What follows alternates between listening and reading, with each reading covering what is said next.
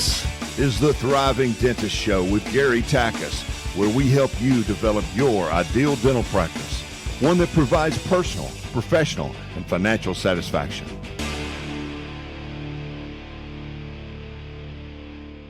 Welcome to another episode of the Thriving Dentist Show. I'm Gary Takis, your podcast co-host. The title of today's episode is The Missing Ingredient That Makes All the Difference. Well, I think you're going to like this episode. Lots of practical content you can apply immediately. Looking forward to sharing that with you. Hey, before I do that, two quick announcements. Coming up later this month is our next masterclass. It's coming up on March 30th. And that masterclass is titled The $2.5 Million Practice Model. In that masterclass, it's 3 hours, one evening. In that 3-hour masterclass, I will literally provide a blueprint for you to develop a $2.5 million practice model. Now, by the way, that $2.5 million is not meant to be a ceiling or a cap, but you can go well beyond that. But I have found repeatedly with my clients that $2.5 million practice model is one that absolutely can create a thriving practice, one that provides personal, professional, and financial satisfaction. Personal satisfaction is you're taking care of patients you enjoy, surrounded by a team you love. Professional satisfaction means you're doing more of the kind of dentistry that you love to do, whatever that is. And of course, financial satisfaction means you're being rewarded handsomely for your care, skill, and judgment. It's also a model that can absolutely lead to an effective work-life balance. So if you're not entirely convinced you can have it all, come join us for that masterclass, because I think you'll find that $2.5 million practice can, in fact, allow you to have a very strong practice that also produces an effective work-life balance. Go to thrivingdentist.com/masterclass and come join us. We do limit attendance, even though it is a live stream course. Live stream meaning that you attend from the convenience of your home or office. However, I do it live so that you get the benefit of interacting with me during that course. Very inexpensive. You get 3 hours of CE. We do limit attendance because I run it more like a workshop than a lecture. Come join us. All right. The second announcement that I have is we have a returning clinical guest. This is Dr. Omar Khaled Montasser. He's an endodontist from Egypt. And he is going to share some great information about using radiographs to discover confluent canals. If you do any endo in your practice, I think you're going to enjoy this top clinical tip from Dr. Omar Khaled Montasser. Hello, everyone. My name is Dr. Omar Khaled Montasser. I'm an assistant lecturer of endodontics at South Carolina University in Egypt. I'm delighted to be invited by the Thriving Dentist channel to share a clinical tip with you all about endodontics. My clinical tip today for you is about dealing with radiographs to be able to know whether the canals you're dealing with are confluent or not. Sometimes you're doing a root canal for a lower first molar or even a lower second molar, or even on the upper molars when you have mesiobuccal 1 and mesiobuccal 2. Knowing if the canal is confluent or not will really help you. Because if you, for instance, have confluent mesiobuccal 1 and mesiobuccal 2, the length you have to prepare in the second mesiobuccal will be much shorter compared to if it was a separate canal with a separate exit, to be longer and more difficult to prepare. So it's really helpful if you know from the start whether the canals are confluent or not. So obviously, if you have a CBCT of the case, it's easy to know. But what if you don't? We all know, we have been taught in dental schools to rely on dental radiographs to take more information about the case. And we can use, obviously, shifts to know. So the question is, how can I use the shift, the angled radiographs to know? If you're dealing with, let's say, lower first molar, you have mesiobuccal, mesiolingual, and 1 or 2 distals. You may even have more canals. But let's stick with, let's say, the mesial root, for instance. You want to know whether the 2 mesials are confluent or not. You can either take a straight radiograph or a mesially shifted one or a distally shifted one. If you take a mesially shifted one,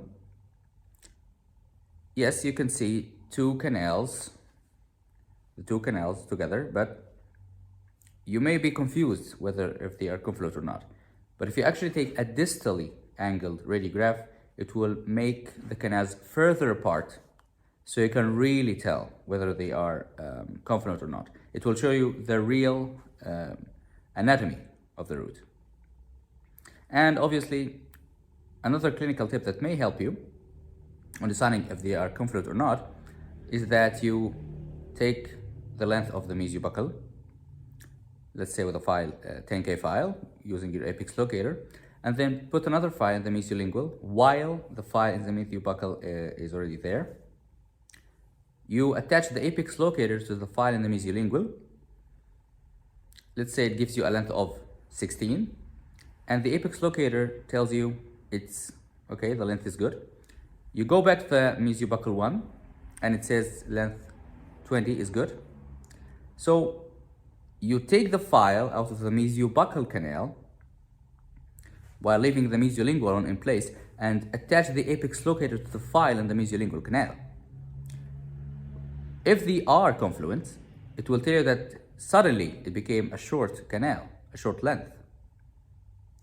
Thing is, when both canals are confluent and you insert both files and they are both touching, the circuit is complete, so it tells you that the length is okay.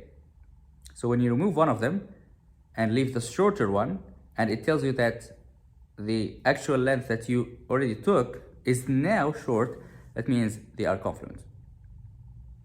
Another tip that may help you before obturation is that you, after enlargement of the canal, you insert a gutta-percha cone in one canal, and then insert the file in another canal, and you start doing some reaming, and then you take both out. If you look on the cone and see a mark that the file made on the cone, it means they touched each other and they are confluent. So I hope all these tips are helpful to you, and enjoy doing root canals. Hello, everyone. Welcome back to the Thriving Dentist Coaching in Action segment. The missing ingredient that makes all the difference. This is going to be an interesting topic, but before we jump into it, I want to take a minute to thank Dr. Omar Khaled Montasa for that great tip on how to use radiographs to discover confluent canals. Thank you, Dr. Omar, and thank you for taking the time all the way from Egypt to help our global audience. The topic, the missing ingredient that makes all the difference. Sometimes I have found as I grew up and as I became successful as an entrepreneur, it's the and that makes all the difference. Sometimes doing one but not the other, you won't have the complete success. So like finding that and, doing it. And I think today Gary is going to share with us, based on his 43 years of experience, a few places where, that and is very powerful, and, that missing ingredient can make all the difference. So Gary, take it away, please. Yeah, Niran, I want to frame this episode with an analogy. And I am a very fortunate person, Niran. And some of our listeners might know that Teresa and I celebrated our 40th anniversary this past August. We've been married 40 years. And my wife is an amazing cook, truly talented cook. And I am the beneficiary of some incredible meals. And I count myself very, very, very fortunate. But any of you that happen to enjoy cooking, by the way, I'm going to go full disclosure here and tell you that, Niran, cooking is not in my skill set. It just is not in my skill set. All right. Do you know how to boil an egg? Well, I might fail that test. I can make toast. How about that? That's great. But in all seriousness, cooking is not in my skill set. Eating is, and I'm fortunate that I am married to an incredible cook. But my wife would tell you that as she's mastered her cooking skills, that the details are important. Right. And sometimes if a cook or a chef leaves off one ingredient, it can make all the difference in terms of it being a memorable meal versus is okay, right? One ingredient. It could be a spice. It could be just some stray ingredient that somehow was left off and doesn't produce the end result. So I want you to think about that analogy as we go through. I'm going to actually demonstrate in this episode 5 areas in your practice where you might be missing just a little ingredient that can make all the difference. That can make the difference between you having a good practice versus a world-class practice. Right. And I'm going to give you 5 examples because I think you can take these 5 examples and actually apply them immediately in your practice, and take action on it. Knowledge without information, or knowledge without application is what I'm trying to say. Knowledge without application is merely entertainment. Now, I'd like to think that what we do here at the Thriving Dental Show is entertaining. I would hope that it is. But more importantly, I would like to hope that you can apply the information to make a difference in your life. And so I'm going to try to make this very practical by sharing 5 examples where there might be a missing ingredient that you could easily add. Imagine, Naren, that you're a chef and the one missing ingredient was paprika. I'm making an example from my Hungarian background. Well, if you want to make that, that meal go from blah to remarkable, you get the paprika and you add it, and there you go. Right? I know I'm simplifying, but you get the idea. All right. So first example that I'm going to give is that you all know, if you're a regular listener to the podcast, that I'm very much in favor of taking a series of 6 digital photos as for our new patient, for patient education. And the simple reason is we all know that saying, a picture is worth 1,000 words. 1,000 words. So you can talk all you want.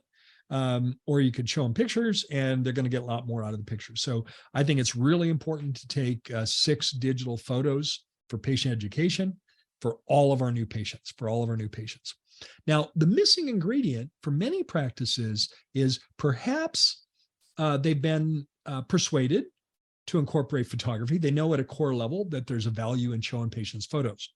But rather than putting them on a tablet, displaying them on a tablet, they load those photos, onto their server and they display them on a monitor in their practice. Today, most operatories will have 1 or 2 monitors, at least one, and often more. They'll have. It's very easy, just upload the photos to your server and you can display those photos on the monitor. But the missing ingredient would be to just go one more step and upload those photos onto a tablet rather than the monitor. Because when a patient is looking at the monitor, it's a passive experience. However, when they're holding the tablet in their lap and they can manipulate the tablet by zooming in or flicking their finger to see the next photo, it becomes an interactive experience. And the interactive experience will often produce a much better result because they're engaged in it. They get in those photos. They get into those photos. If they're looking at it on a monitor, they may or may not register as much information because there's no ability for them to manipulate that monitor right there, and it becomes passive. But if it's sitting in their lap and they take their fingers, they can pinch out and zoom in to infinity, it might create a whole new world of discovery for them and might make all the, to stick with the theme, makes all the difference. That might make all the difference in terms of the patient fully seeing what's going on in their mouth. And I'm going to go one more step on this ingredient. Make an excuse to leave the patient alone with the tablet. So again, Naren, if you're the patient, I'm going to give you the tablet. So Naren, you probably remember when I took these photos earlier of you today. I went ahead and uploaded in the tablet, my hand to the tablet. Naren, it works just like your smartphone. If you want to see the next photo, just take your finger and flick it. If you want to zoom in, just take your fingers like you do on your smartphone and pinch outward, and you can zoom into infinity.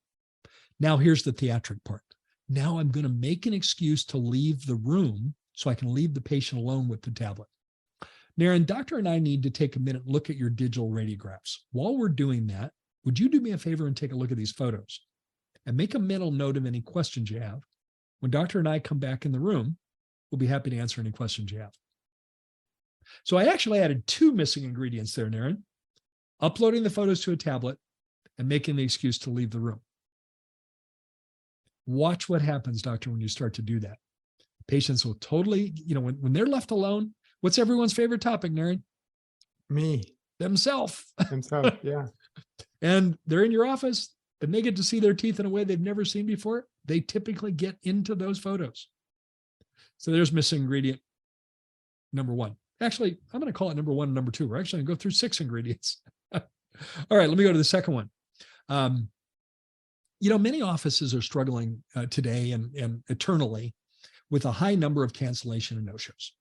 In fact, I would go as far as to say for many dental practices, there's an epidemic of cancellations and no-shows. Now, they can happen for a lot of different reasons. But I'm going to suggest a fix here, a way to correct that. And this might be the missing ingredient that can change that for your practice. Sometime toward the end of your first visit, the new patient experience, I'd like someone on your team to sit down with the patient and say something like this. Naren, first of all, it's so nice to meet you today. I'm so thrilled that you chose our office for your dental care.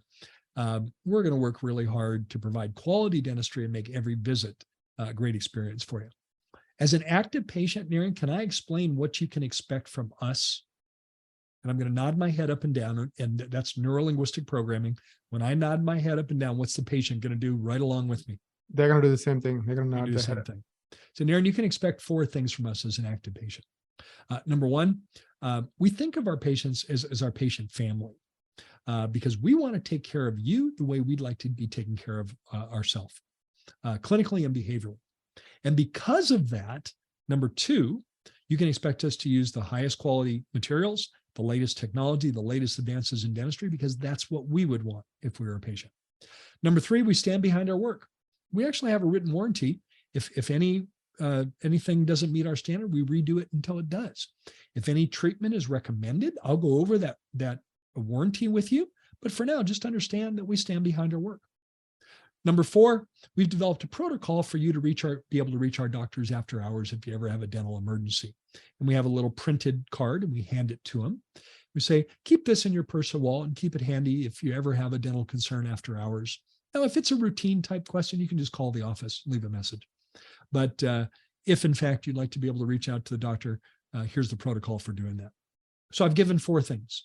And now I say, Naren, now that I've shared what you can expect from us, can I take a minute and explain what we expect from you? And I nod my head. And what does the patient do? They say, sure. Absolutely. Naren, it's just one thing. We expect that if you make an appointment, you actually show up for that appointment.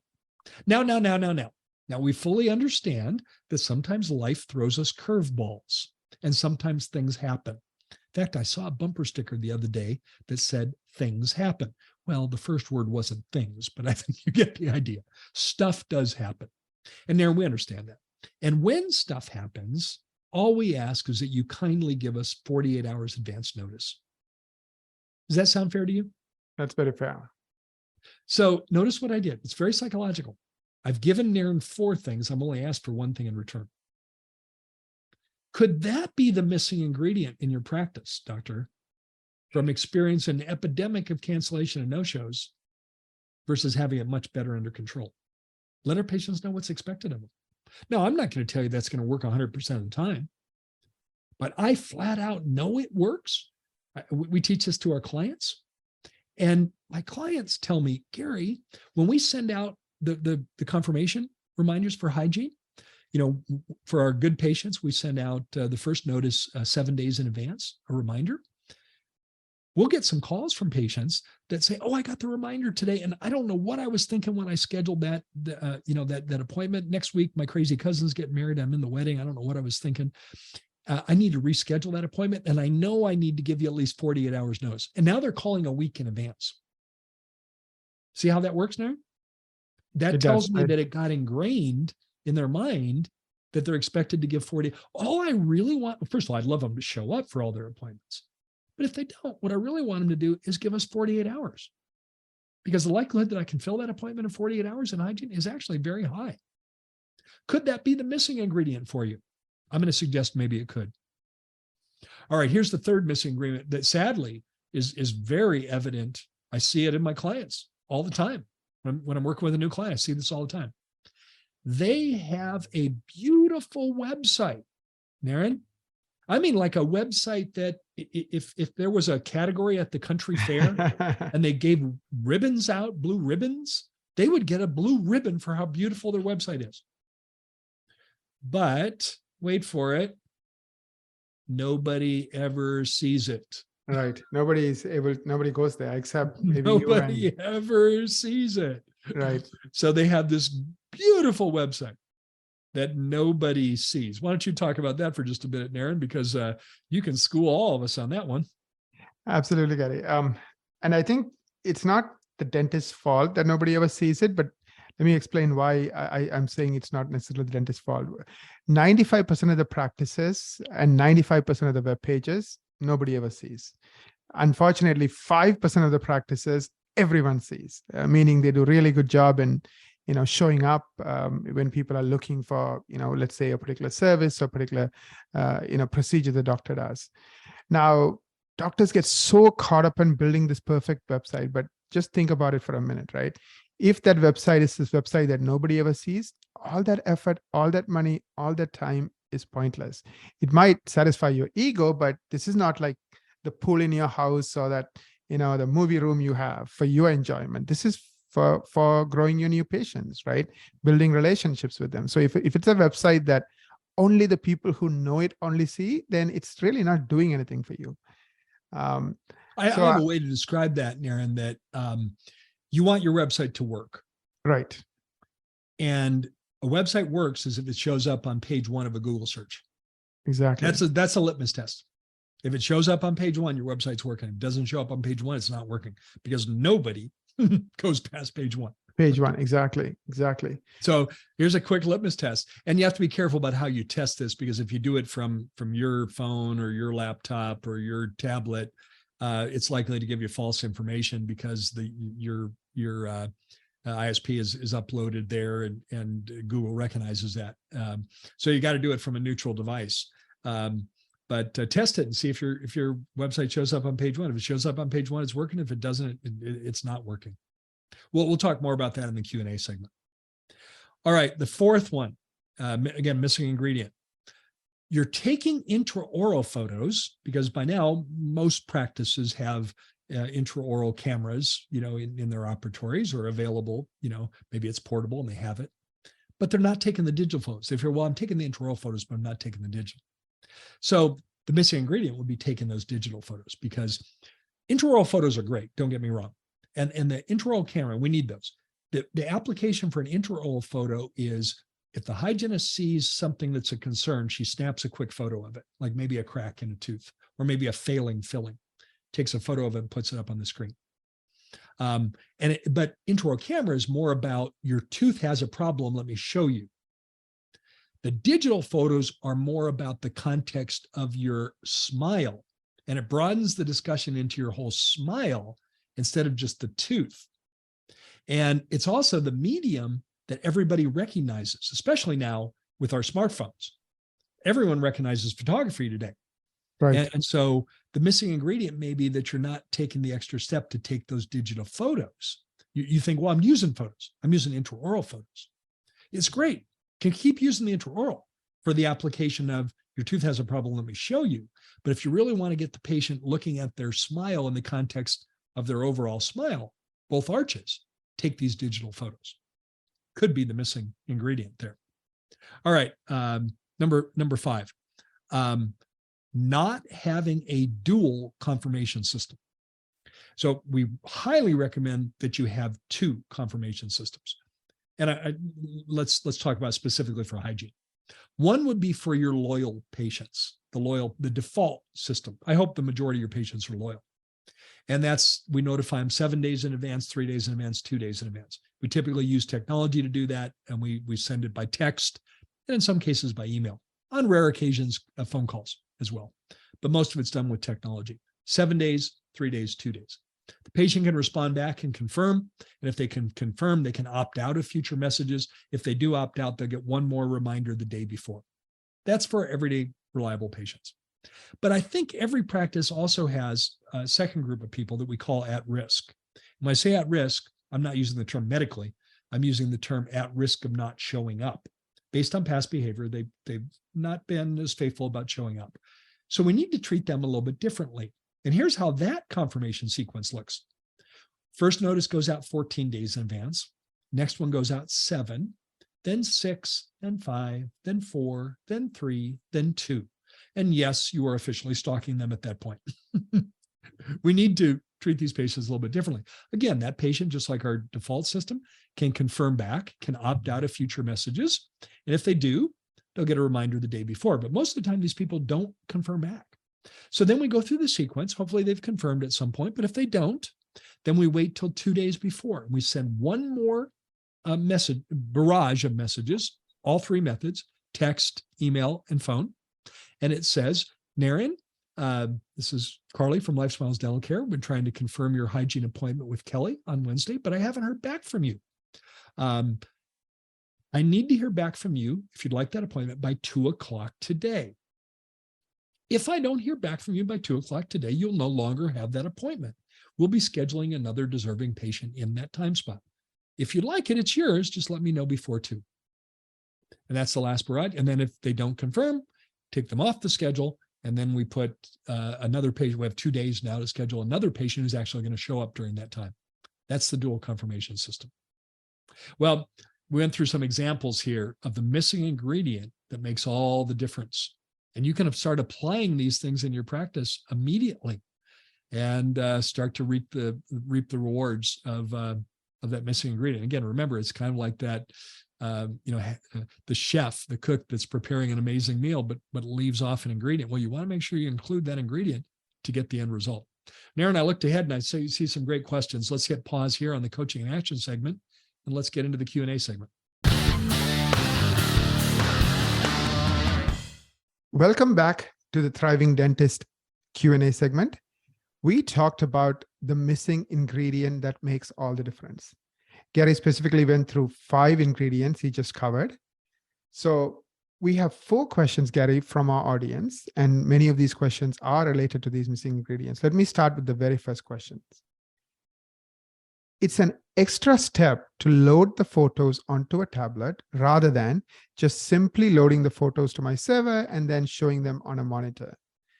Is that step worth it? Is that extra step worth it? Great question. And, I totally get the idea of being efficient in the practice. And, I think it's important to be efficient. Would you agree with me, Naren?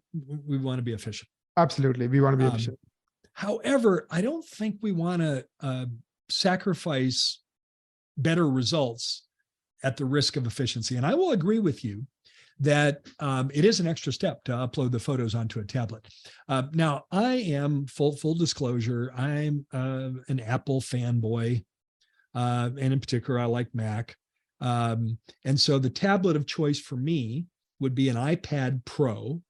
And most dental offices use PCs. And so PCs and Macs don't necessarily communicate well together. So it is an extra step to upload the photos onto a tablet. Now, you could upload a PC tablet, but why would you when you could have an iPad Pro? I mean, come on. I like the iPad Pro because it's the large one is 12.9 inches diagonal. The larger screen real estate, the better. All you have to do is get a aftermarket photo card reader that plugs into the bottom of the iPad, the port at the bottom of the iPad, and you take the photo card reader out of the camera, plug it into the card reader, and automatically uploads to your tablet. Now, there's other ways to load it, but that's a very efficient way to do that. And I'm going to say it is worth it to have the tablet because of the fact that it changes it from a passive experience to an interactive experience. You will get geometrically better results by making the experience interactive with the patient.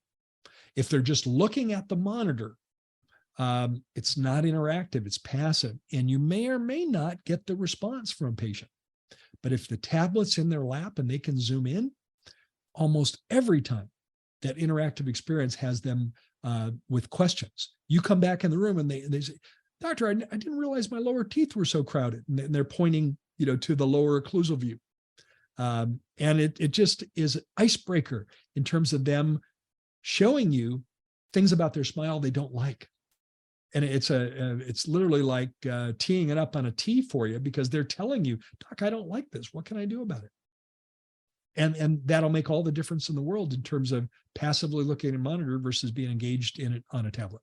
So yes, it is worth the extra step. Thank you, Gary. I have my second question ready. I am in a larger city. Is it even possible to be ranked on page 1 of Google search when there is 1,000+ dentists in my community? Well, I'm going to answer that experientially at LifeSmiles. We're in Phoenix with the Phoenix address. Naren, 5th largest city in the country. Phoenix usually isn't thought that way, but it's statistically, it's the 5th largest city population-wise in the country. Right. And I think we might be approaching 2,000 dentists with a Phoenix address, an actual Phoenix address. Many more when you look at the surrounding towns and areas. Right. And we are consistently on page 1, which means we're in the top 10 on page 1. So I'm going to say yes, because it happens every day for us. It's not You're on easy. page 1 for like 680 some keywords, right? 680. Actually, last month it went over to 800. We had over 800 keywords and key phrases last month. Yeah. So yes, it's not easy. It's not easy. You have to master many facets of digital marketing to be able to do that, but it is possible. And and Naren, I want to give you and Equa all the credit for that, because you're the support that gets us listed on page 1.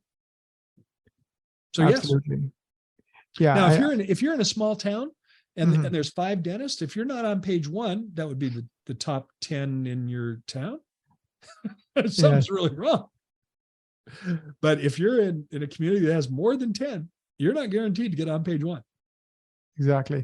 And a lot of times, if you're in a small town, you'll be competing with like a 1 or 2 hour radius, because, people do drive around and see dentists. So you might want to look at that area that you draw from. A as drawing your market. area as opposed to just your little community. Exactly.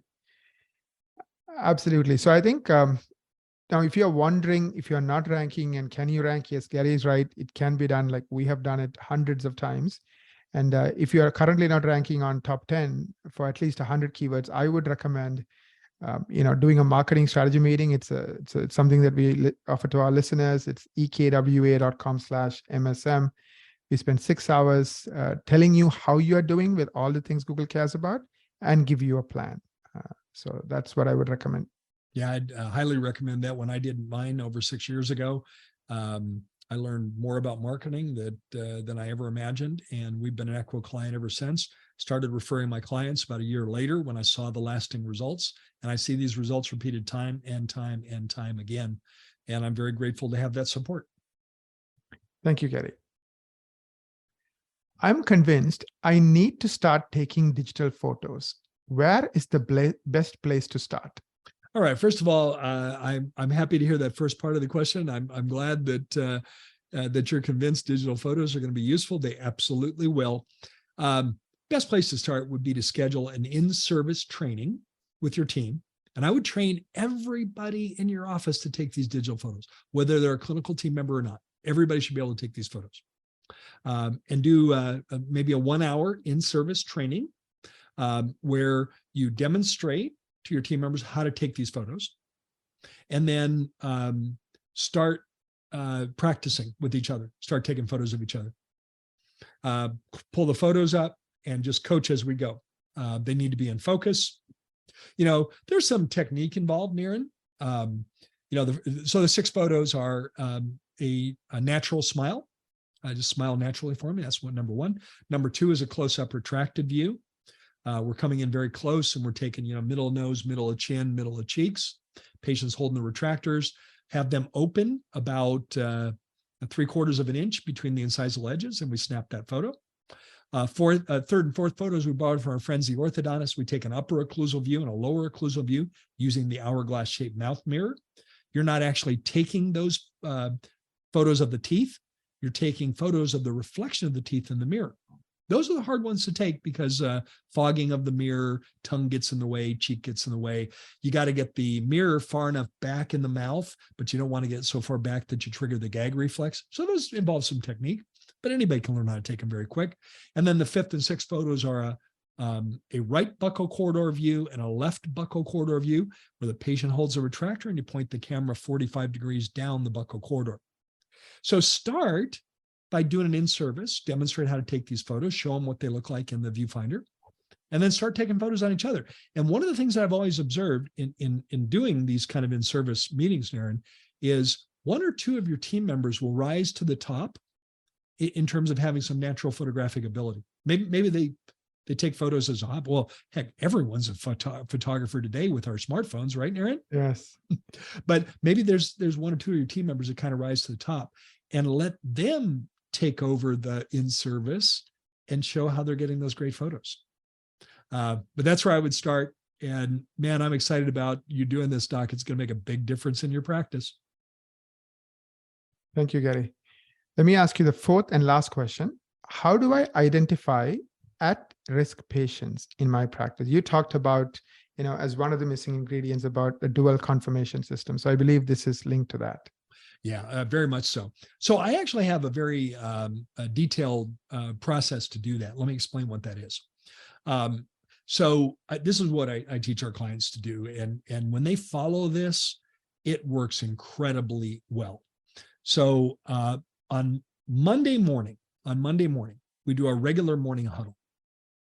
And then at the end of the regular morning huddle, we have a very short, it's a 3-minute meeting that involves your hygiene and your business team members. And your business team members show up that day with the printed schedules for your hygiene schedule 2 weeks in advance. 2 weeks in advance. So let's say Monday, hypothetically, is the first day of the month. It's the first day. Then they're printing out the schedule for Monday the 15th, 2 weeks later. And now they lay those printed schedules on the table, and everybody has a highlighter. I know this is analog, Naren, but it works.